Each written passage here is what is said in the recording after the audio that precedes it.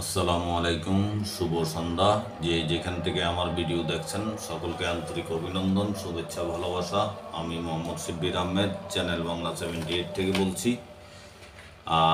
BBC বাংলার face থেকে একটি নিউজ। অন্তর্বর্তী সরকারকে ভারতের কাছে তিস্তার ন্যায্য পানি চাইতে হবে ফখরুল।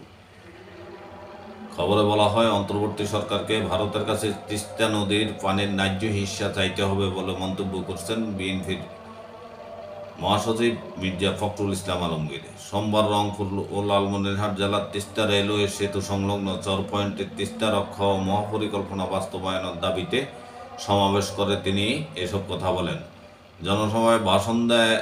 জনসভায় দেওয়া ভাষণে মির্জা ফখরুল বলেন, ভারতকে পরিষ্কার করে বলতে চাই, বাংলাদেশের মানুষের সঙ্গে যদি বন্ধুত্ব করতে চান তাহলে আগে তিস্তার পানি দেন, সীমান্তে গুলি করে হত্যা বন্ধ করেন, আর আমাদের সঙ্গে বড় দাদার মতো কোনো আচরণ করবেন না, সেটা বন্ধ করেন।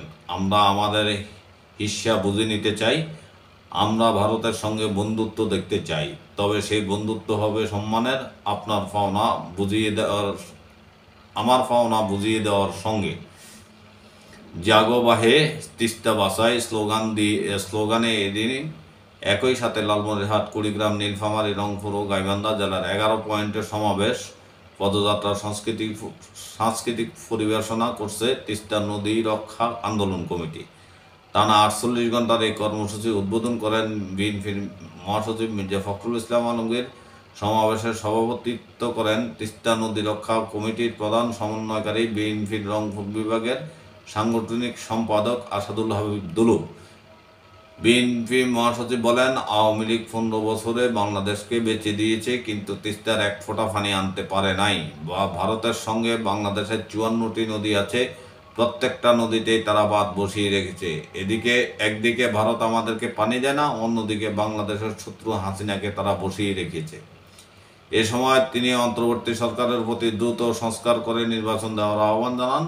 তিনি বলেন, জনগণ চায় ভোট দিয়ে নিজের প্রতিনিধি সংসদে পাঠিয়ে তাদের দ্বারা তাদের দাবিগুলো বাস্তবায়ন করতে। ভোট হলে দেশের যে অস্থিতিশীলতা চলছে তা বন্ধ হবে, জনগণের প্রতিনিধি পাবে তাদের কথা বলার অধিকার।